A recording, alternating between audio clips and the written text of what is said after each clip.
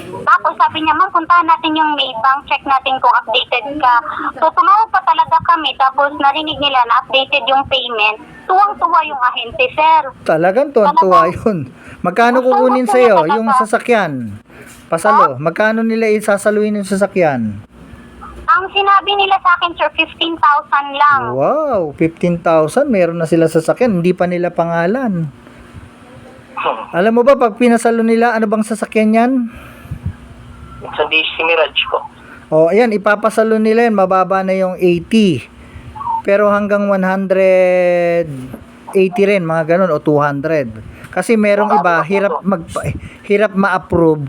Kaya mangyayari, approval for sale na yung sasakyan mo. Ganun na mangyayari. So sila yung kikita ng malaki, sir. Ako naman yung problema sa Yes, marami na akong na-encounter na ganyan. Ngayon, pagka hindi nagbayad yung sumalo sa kanila, sasabihin lang nila, ginawa ko lang naman yung ginawa nyo, pinasalo ko rin kasi nagipit po ako eh. Anyway, ito po yung sumalo, so kayo na po bahala pumunta, turo nyo na lang sa bangko, ganun ang magiging sasabihin sa'yo ng ahente.